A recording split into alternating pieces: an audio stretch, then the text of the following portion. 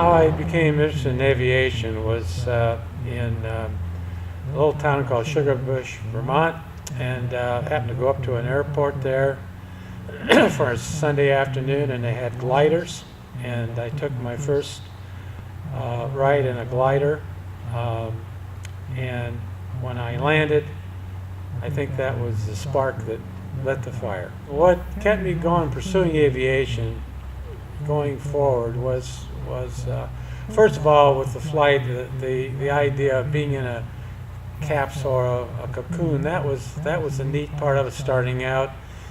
And then when I got into power training or power flight with this new airplane, I used it and wanted to use it for business, and that's what I really expanded my business on, was business aviation. My favorite trip would have probably been Paris and overseas flights. Going into Europe was probably was paramount to me. I think we had a lot of interesting people we met, and although it wasn't totally a business expense, it was something that meeting different people, different places, and be able to geographically, fly the shores of Omaha Beach and go into Germany and come back into Ireland and England, and also Greenland and Sanderson Air Force Base, all the different places that you'd go to. It was a lot of fun, and it was educational.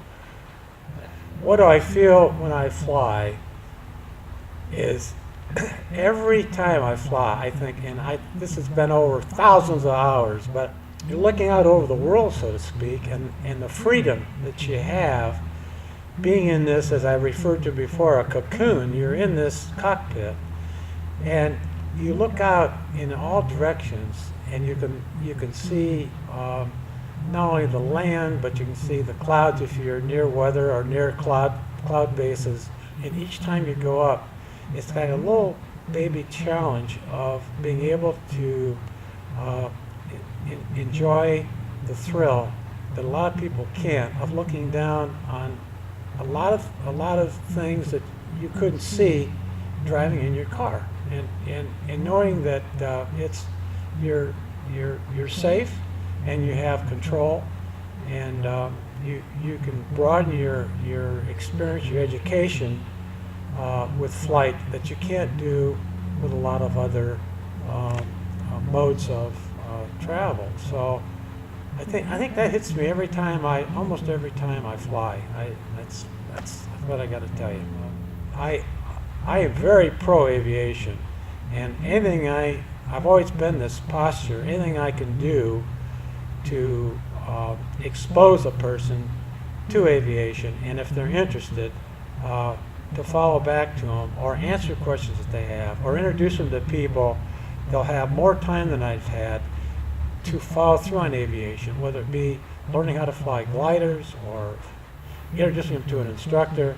So I would, I'd like to see that people would explore more and don't be hesitant or fearful of not treading where you should be treading, because there's airports that have the accessibility to what we're talking about here, and they would be able to offer the opportunity to test your interest in flying in aviation.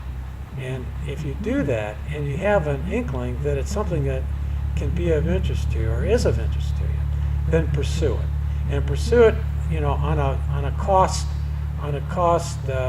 transportation basis, I guess, is that the right word, but to maybe explore what I mentioned earlier about getting into the cheap side of flying in gliders, and learn that, and if you like it, pursue it, and keep pursuing it until you work your way up the chain that I'm talking about here, and the chain of aviation, so to speak, going up to the clouds, because it's there if you want to pursue it.